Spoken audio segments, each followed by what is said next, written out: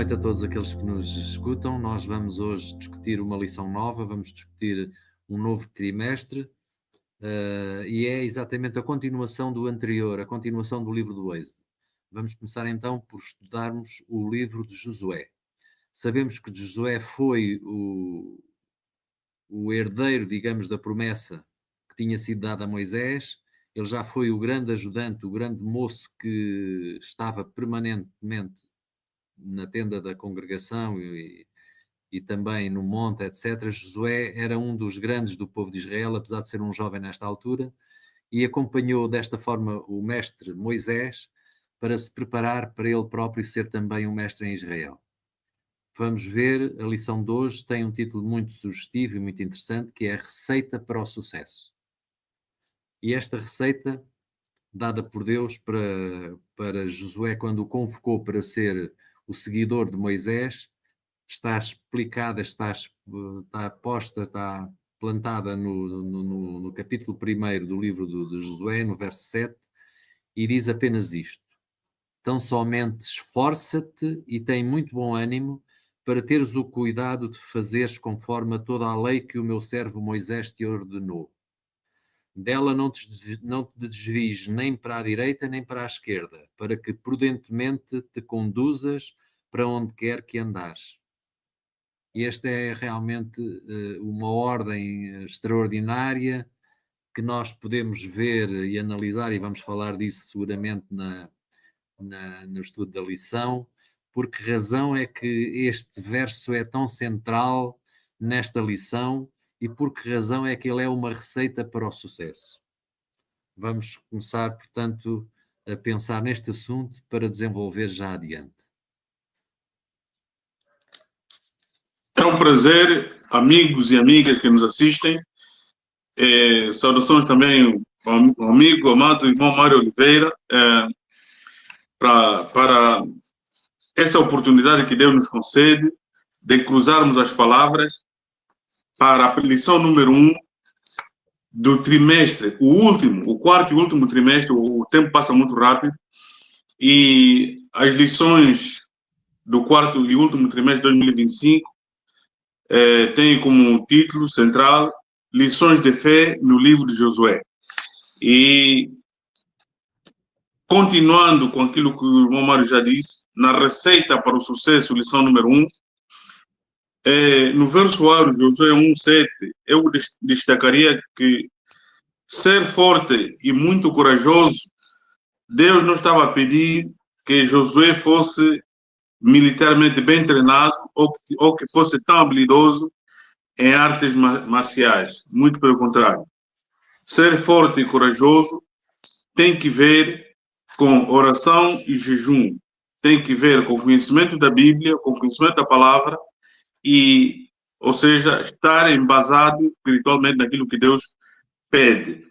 E nós, aqui a figura da lição número 1, receita para o sucesso, me fez dizer que nós temos pouca luz. Ou seja, quando saímos do pecado, estamos com pouca luz.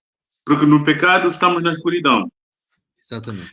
E à medida que a gente sai do pecado, estamos com pouca luz. E com essa luz, saímos de uma zona escura, atravessamos um grande rio, ou um mar até, que são as dificuldades, é o mundo de pecado, mas passamos por uma ponte. E essa ponte tem que ver com a cruz de Cristo, vindoura para os israelitas.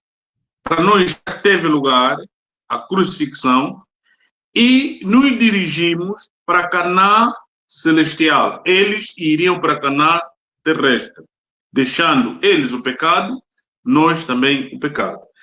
Mas também importa dizer que assim que Moisés morreu, a história dele e tudo aquilo que aconteceu com ele e com o povo ficou para o passado. Entrou Josué, que andava muito próximo com ele, que assistiu muitas coisas milagrosas, porque andava muito próximo de Moisés. Só que Josué liderou um povo sucedâneo de incrédulos e desobedientes. Por isso é que Deus lhe pediu para ser forte e corajoso espiritualmente. Agora, para nós, deixando já a introdução, a condição para entrar na Canaã terrestre para eles era não ser, era que, ou seja, a condição era não serem os sucessores dos que morreram no deserto incrédulos. Nós, para entrarmos na Canaã celestial, não podemos ser incrédulos. Devemos ser obedientes. Em toda a lição número 1, a chave está em João 3,16, que diz que Deus amou o mundo de tal maneira que deu o seu único filho para que todo aquele que crê não perece, mas sim terá a vida eterna. Pois, muito bem. Portanto, vemos na continuação que realmente Josué vai ser um novo Moisés. Ele vai continuar o grande trabalho, embora numa fase completamente diferente. Ele agora é convidado, a Moisés tinha sido dada a ordem para levar o povo à terra prometida. Sabemos que por muitas circunstâncias isso não ocorreu no tempo dele. Ele próprio, o grande Moisés, teve um pecado que foi suficiente da parte de Deus para que ele não pisasse a terra prometida. Vemos o que é que aconteceu com Josué. Ele vai entrar numa nova fase, vai entrar numa terra em que todo lugar que pisar a planta do vosso pé, diz a palavra de Deus em Josué, eu vou-lo tenho dado, como eu disse a Moisés. Portanto, há aqui um jogo interessante de palavras, porque o Senhor teu Deus te suscitará um profeta no meio de ti, já tinha dito anteriormente a próprio Moisés. Moisés sabia que haveria de haver um profeta que depois dele, semelhante a mim, a ele ouvirás. Portanto, já havia uma indicação clara da parte de Deus que haveria de haver um sucessor de Moisés e este sim iria levar o povo à terra prometida. Moisés, nós às vezes não compreendemos os desígnios de Deus, temos dificuldade em perceber porque é que de facto Deus não permitiu que Moisés não entrasse na terra prometida. Sabemos que Moisés entrou de facto numa outra terra, na Canaã celestial, teve esse grande privilégio, foi o único homem que, mas foi o único que depois da morte subiu ao céu, não é? E isso é uma coisa extraordinária. Foi uma coisa extraordinária para a vida de Moisés. Não teve a hipótese do seu grande desejo terreno, que era pisar a terra prometida. Pois bem, mas o seu sucessor, sim, o seu sucessor teve a grande comissão de levar o povo de Israel para a terra prometida, para a Canaã terrestre. E vemos quais eram as palavras de ordem que Deus lhe tinha dado. Nós vamos falar, já falámos, aliás, do esforço. Esforça-te, tem bom ânimo, mas de bom ânimo para quê? Para teres o cuidado de fazer conforme toda a lei que o meu servo Moisés te ordenou. E depois diz-nos, na continuação do texto, que dela não te desvies nem para a direita nem para a esquerda, para que sejas bem sucedido e por onde quer que andares. Não cesses de falar deste livro da lei, antes medita nele dia e noite, para que tenhas cuidado de fazer segundo tudo quanto nele está escrito, então farás prosperar o teu caminho e serás bem sucedido. Este era o esforço. Qual era a palavra de Deus nessa altura? Já existia a palavra de Deus, já existia a Torá, já existiam os 5 primeiros livros da Bíblia, que ainda hoje para os israelitas são os mais importantes. Eles já tinham sido escritos por Moisés. Era esta a palavra de Deus. Era esta a palavra de Deus que se falava aqui, que tinha sido dada ao seu servo Moisés. E então Deus está a pedir o quê? Está a pedir que se medite na sua palavra de dia e de noite. Como é que aqueles homens, como é que Josué concretamente poderia meditar na palavra de Deus de dia e de noite? De noite não se podia ler a palavra porque não havia iluminação como nós temos hoje. Então havia uma maneira, era decorar a palavra de Deus. O povo de Israel tinha esse hábito de decorar a palavra de Deus para poder não só falar aos seus filhos, aos seus familiares, mas falar também aos seus vizinhos, aos seus amigos, aos seus estrangeiros, falar da palavra. E esta meditar nela de dia e de noite era a única maneira de conseguirem meditar na palavra de Deus, era tê-la presente. E tê-la presente era necessário decorá-la, era necessário interiorizá-la.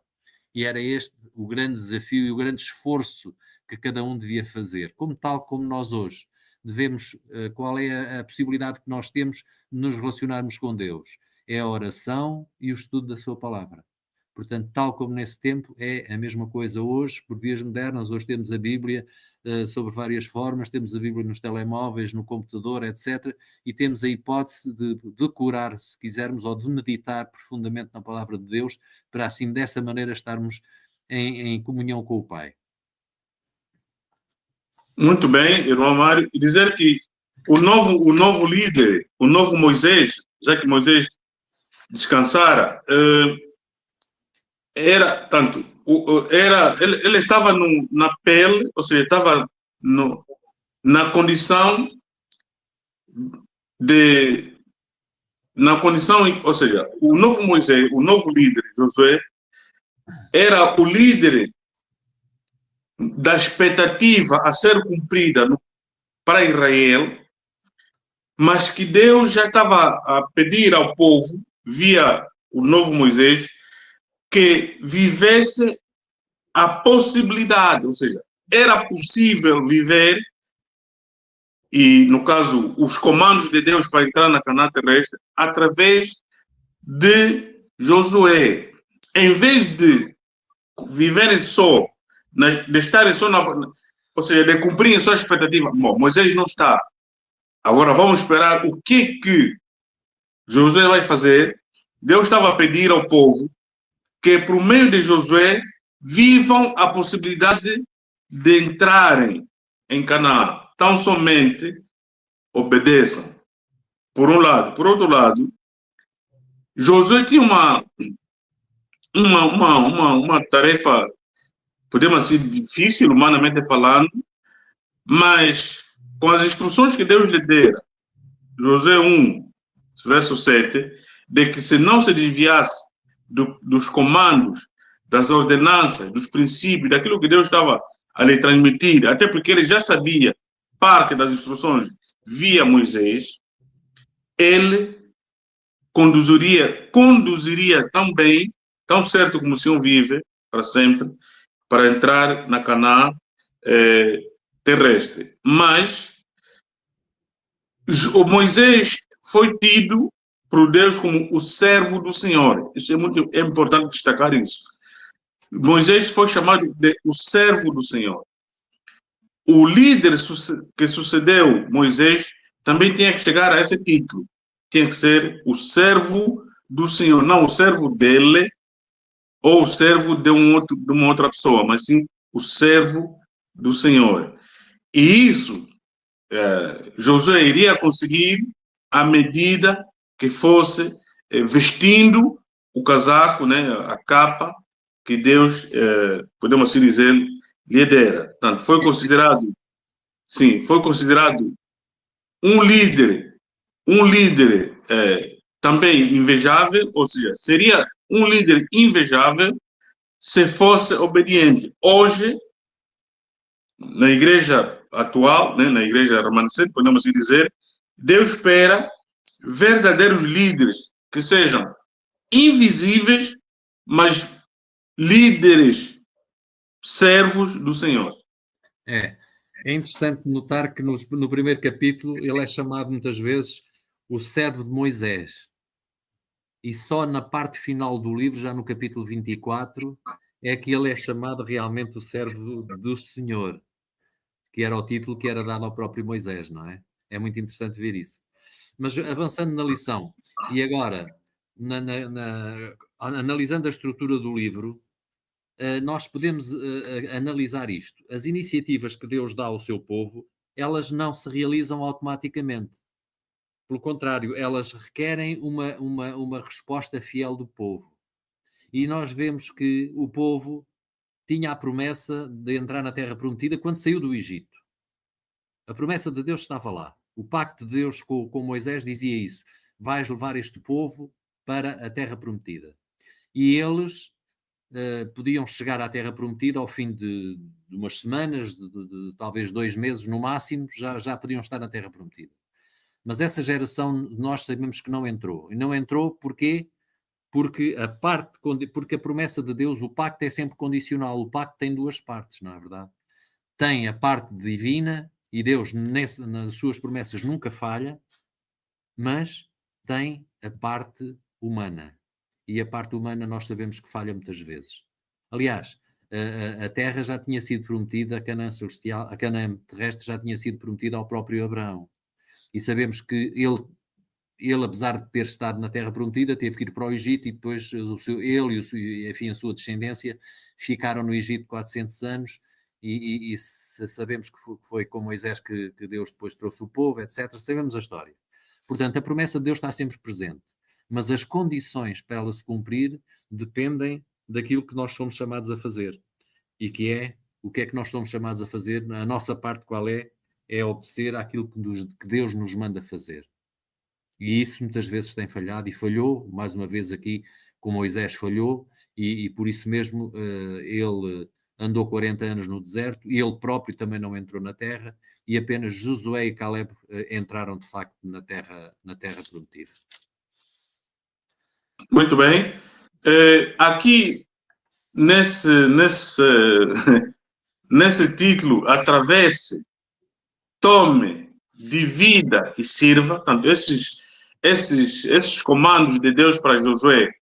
Primeiro, Deus disse, atravesse. Depois disse, tome, atravesse o Jordão. Depois, tome a terra. Depois, divida a terra. E depois, sirva a terra. Eu destaquei aqui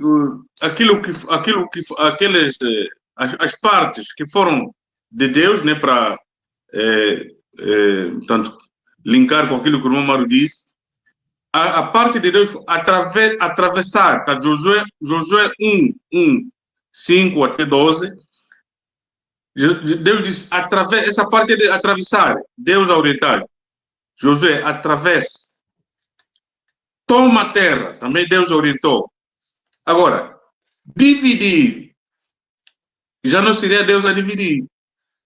Até porque sabemos que nem tudo isso, o verdadeiro líder de Israel não era Josué, e antes também não era Moisés, é o próprio Deus. Deus, quando diz, não devemos murmurar. Sem fé, é impossível agradar a Deus. Então, Josué tinha que dividir e tinha que servir. Portanto, a parte de Deus é atravessa, estou orientá-lo, tome a terra. Agora, você, como meu servo, pela fé, divida a terra e, pela fé, sirva ao povo, ouvindo as minhas orientações, e, por vosso intermédio, as nações expulsas de Canaã e as nações expulsas e as nações vizinhas fiquem a saber que Deus é que vocês servem, que vocês têm um Deus diferente dos deuses que eles servem. E como disse muito bem, na aliança que Deus fez com eles tinham parte a cumprir. Na aliança que ele faz conosco, nós também temos nossa parte a cumprir. E tudo o que Deus promete se efetiva. Porém, é condicional, as promessas são condicionais sempre que a outra parte, no caso o homem, não faça a incumbência, ou seja, não entre com sua incumbência. Aí o pacto falha, não porque Deus falha. Deus não tem sombra de variação, Deus não muda, Deus é incriado, mas quando o homem falha, Deus não tem como cumprir o que prometeu, sobretudo nas promessas condicionais. Exatamente. Sim. Nós somos herdeiros das promessas de Deus, é o que nos diz a lição de terça-feira, somos herdeiros dessas promessas, mas temos uma responsabilidade. A garantia que nós temos é que Deus estará connosco. Essa é a garantia. E é a presença de Deus que pode tornar possível o cumprimento da nossa parte no pacto. No pacto. Deus diz-nos, aqui no caso da terra, Deus diz-lhe que a terra já tinha sido dada. É como se a terra já tivesse sido dada, é como se a terra já fosse deles. Eles ainda não a tinham tomado, mas a terra já era deles. Já era deles porque Deus lhes garantia que a terra seria deles.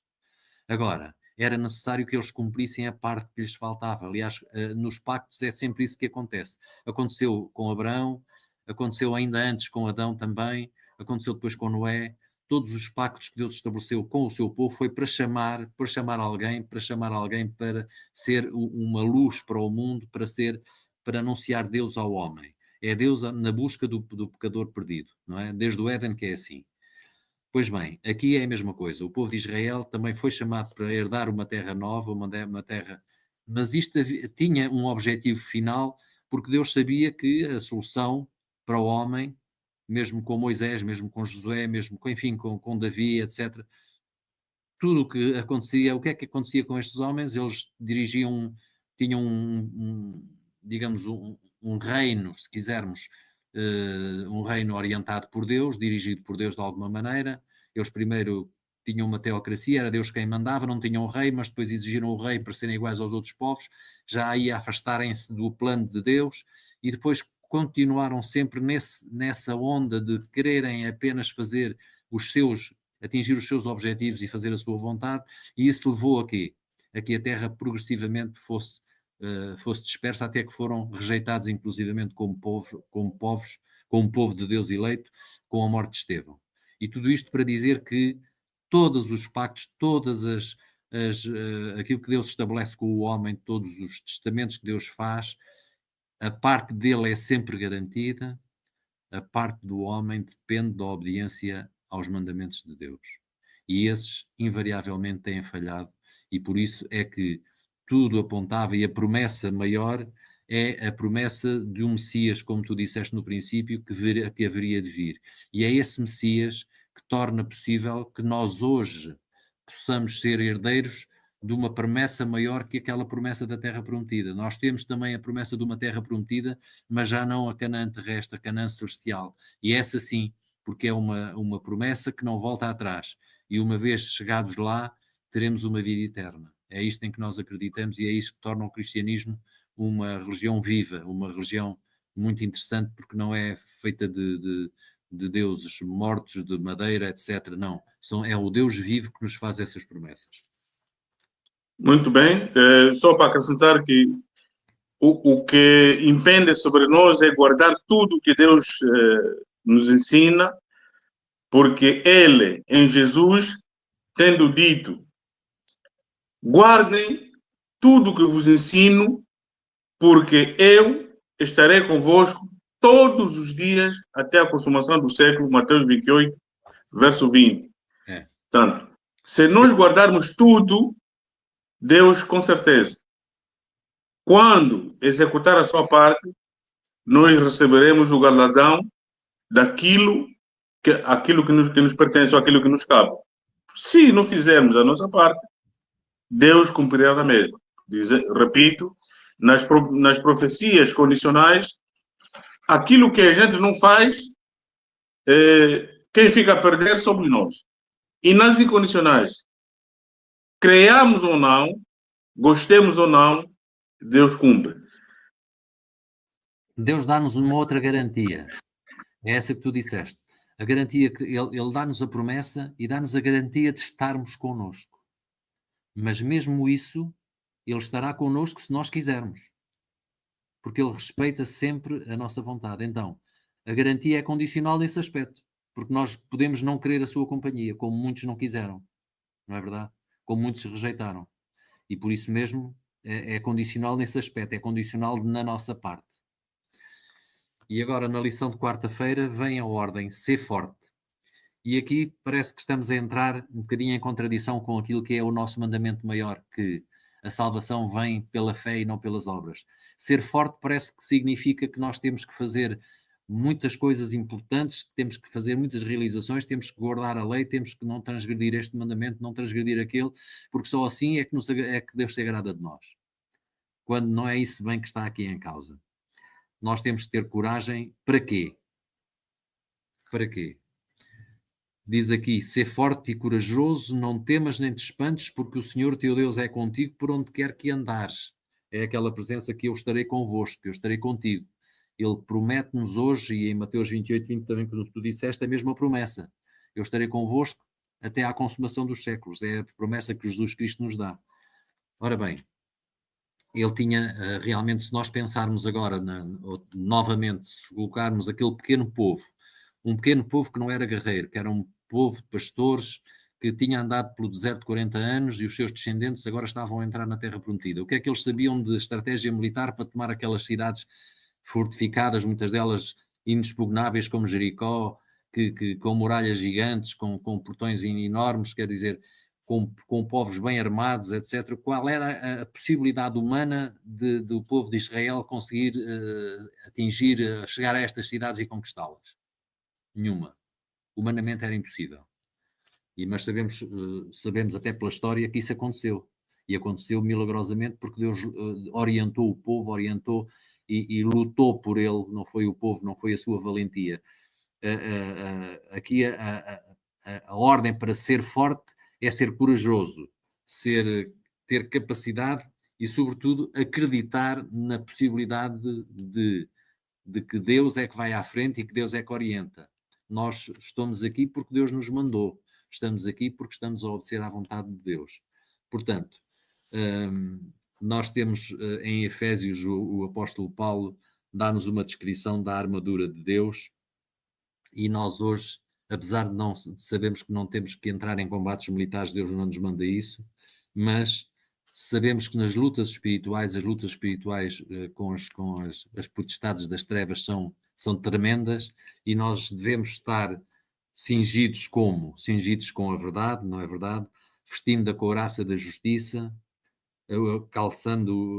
calçai os pés, que é o Evangelho da Paz, tendo o escudo da fé, o capacete da salvação e a espada do Espírito, que é a palavra de Deus. Portanto, sabemos que se tivermos esta armadura, entre aspas, isto para fazer uma analogia militar, sabemos que estamos capacitados e que seremos fortes para derrotar as ciladas do inimigo, que é verdadeiramente um general das trevas que nos quer derrotar e que nos quer impedir de chegar à cidade celestial. Pois bem, importa também dizer que para ser forte precisamos de viver duas condições. A primeira, devemos lutar contra todas as tendências pecaminosas do nosso ser. Mas isso não somos nós a fazer, porque senão a salvação seria, ou seja, não digo que não somos nós a fazer, mas isso não pode ser o trunfo à frente para ganharmos a salvação, mas porque nós já fomos salvos pelo Espírito Santo, pelo poder do Espírito Santo, nós temos que lutar para vencermos as nossas tendências pecaminosas. Segundo, existem muitos demônios que usam pessoas que a altas horas da noite vão fazendo grandes guerras para afastarem os sinceros da vontade e da presença de Deus. Isso, para nós vencermos, só tem que ser pelo poder do sangue de Jesus na presença do Espírito Santo. Exatamente. E se tivermos comunhão com Deus, e a comunhão, nós aprendemos no trimestre passado, é tida no tabernáculo, para nós hoje é na igreja, onde nos encontramos todos, onde Deus vai se encontrar conosco, e também é tida quando nos nossos lugares reservados, tiramos tempo para estar com Deus. Se nós não temos a vontade de estarmos com Deus no nosso lugar reservado, nem temos vontade de irmos para a igreja, ou mesmo até que a gente vá para lá, não temos o senso de responsabilidade espiritual, não vamos ter comunhão com Deus, não vamos ter intimidade. E se não tivermos intimidade, o YHWH, Deus Todo-Poderoso, vai passar de lado e nós não conseguiremos vencer nem as nossas tendências pecaminosas, muito menos as feras dos demônios. Por isso, por mais que nos molestem, nos zombem, nos debochem, devemos pedir tudo a Deus para vencer o erro e enfrentar o desafio dessa vida pecaminosa, como Josué fez. Exatamente. E nesse aspecto, se fizermos isso, seremos prósperos e bem-sucedidos.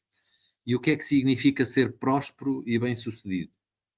É um termo que é utilizado no capítulo, logo no capítulo 1 que nós estamos a estudar, e no verso 8, quando o próprio Deus diz: não cesses de falar deste livro da lei, antes medita nele de dia e de noite, para que tenhas cuidado de fazer segundo quanto nele está escrito.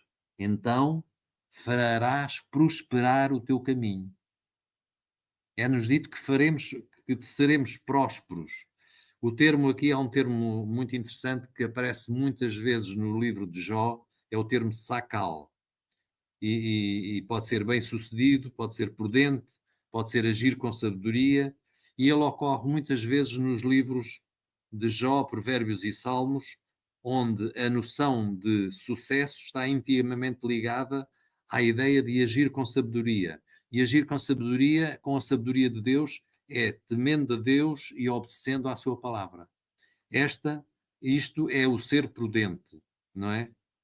Portanto, o sucesso neste caso, ser bem-sucedido ou ser próspero, não é necessariamente confundido com prosperidade material, porque isso é secundário. O sucesso, diz aqui o texto, que eu achei muito interessante, o sucesso tem de ser visto como um estado de harmonia com os valores e os princípios espirituais que estão na base do mundo criado por Deus e que se encontram aonde? Expressos na sua lei. Portanto, é na lei de Deus que estão expressos os princípios espirituais que estão na base do mundo que Deus criou. E é isso que nos faz ser próspero, bem-sucedido e agir com sabedoria. E então, indo para Romanos, para o apóstolo Paulo, nós temos aqui a relação, porque eu já várias vezes levantei o que é ser forte, o que é ser como diz logo no princípio, ser forte, ter de bom ânimo, esforça-te. Por que razão existia esta insistência da parte de Deus para com Josué? Josué estava realmente no início de uma coisa tremenda, quer dizer, ele não imaginava como é que poderia ser capaz de fazer. E então Deus dá-lhe ânimo desta maneira. Mas é preciso nós percebermos que o ser forte aqui não tem apenas o significado de agir por sua própria vontade, de ser um grande valente guerreiro, que ele aliás não era, não é? Mas não. O que nos diz o texto que relaciona a lei com a fé está em Romanos 3,31 e diz-nos: anulamos, pois, a lei pela fé? Não, de modo nenhum. Não anulamos a lei. Antes estabelecemos a lei. Portanto, colocarmos a fé na morte de Cristo em nosso favor contra a obediência à lei de Deus é estabelecer uma dicotomia falsa e perigosa. Isto é, pensarmos que agora a morte de Jesus vem anular a necessidade de nós obedecermos à lei. Isto é um artifício do maligno. E infelizmente temos muitos cristãos a pensar assim. Porque é mais fácil, porque agora já não me importo em guardar isto ou guardar aquilo, ou fazer isto ou fazer aquilo, porque o sangue de Cristo me salva de todos os pecados. Esta ideia é uma ideia falsa e perigosa, porque nós vemos aqui com o povo no Antigo Testamento, vemos as desgraças que aconteceram mesmo com os próprios israelitas quando eles obedeciam a Deus. E estávamos numa situação em que muitos deles eram banidos do povo quando cometiam um pecado que era escândalo para os outros. Eles eram banidos, eram mortos, eram apedrejados. E isto que hoje nos choca era uma realidade que Deus queria ensinar a este povo, é que Deus é um Deus de amor, mas também um Deus de justiça. E não nos podemos nunca esquecer deste aspecto. Bom, queridos amigos, irmãos que nos assistem, o nosso tempo acabou. Eu gostaria de terminar, portanto, com a seguinte intervenção. Se compreendemos a lei, estaremos profundamente enraizados na palavra de Deus, não superficialmente. E isso nos levará a saber a nossa condição pecaminosa diante de Deus. E daí saberemos com alguma facilidade que precisamos da graça. E existem dois aspectos aqui nessa lição, na parte final, dois aspectos que são complementares, não oponentes, que observados nós seremos prósperos e bem-sucedidos. Exatamente. Que são confiar nas promessas de Deus, de que a salvação é somente pela fé, e obedecer à lei de Deus. Exatamente. Nós obedecemos à lei de Deus porque Jesus já nos salvou. Exatamente. E isso nos leva à confiança nas promessas de que temos vida ainda nesse tempo, no século, e teremos a vida eterna. Por isso, guardar a lei e confiar nas promessas de Deus, uma não anula a outra, ambas são complementares. Portanto, esses dois aspectos vividos, teremos uma compreensão profunda daquilo que Deus é para a nossa vida, para sermos prósperos e bem-sucedidos. Ok.